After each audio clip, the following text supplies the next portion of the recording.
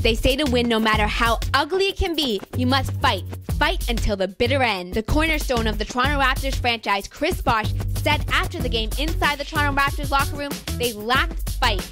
But then where is that will to win? The Raptors are on the clock and the time is ticking, and the way this train is going, they must act fast because they could be on the outside looking into the playoffs. The frustration may have seeped through Chris Bosh's bones as he called out his entire Toronto Raptors team inside the locker room. Just like him, fans want to know why they lack the ability to secure leads and win ball games. And their lack of ability on execution does not even seem like they care anymore. And this is coming from the franchise, Chris Bosh, who could, and I stress could, leave at the end of the year. But on his own, however, he did create 6 turnovers and didn't even lead the Toronto Raptors in scoring. The Raptors are creeping back up into their old habits and look like the team that started off the season 7-13. And since the reinsertion of Chris Bosh back into the lineup, they have failed to win even one game. Watching a bunch of college basketball during the weekend just made me realize how much players play for their livelihood despite buzzer beaters and blowouts just for that opportunity to get into the big dance. It's about how bad your team really wants it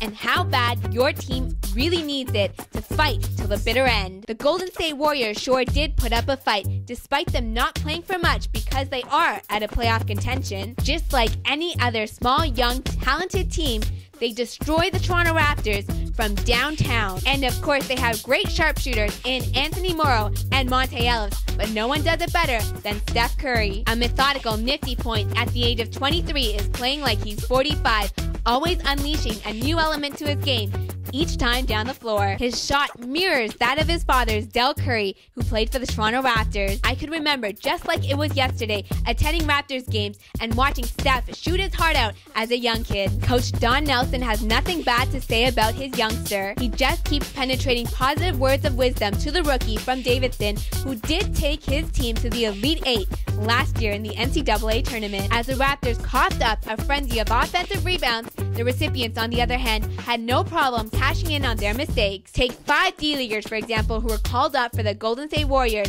and my under-the-radar guy, Anthony Tolliver. Anthony's insertion into the starting lineup has provided dividends for the Golden State Warriors. He may have just had 4 points on the night, but he killed the Toronto Raptors all night long on the offensive glass, and he wasn't afraid to manhandle and box out Chris Bosh with his aggression in the paint, hoping the Toronto Raptors would come back and contest a team that is dead last in the league in 5 out of 7 categories on the defensive end. Jose Calderon seemed to be the only spark off the bench who pushed the Raptors to stick with their game plan. He was the only one knocking down that spot up 3, and for that matter, the only one working literally for the Toronto Raptors. Gone were the smiles and loose mood the Toronto Raptors had in the first half. Now fall to 0-3 on this unsuccessful West Coast road trip. And of course, it does not get any easier. They must fight and box out when they play those Portland Trail Blazers next. I'm Pyle. Thanks again for joining me inside the Purple Room, and make sure you fight till the bitter end, and I will see you again next time.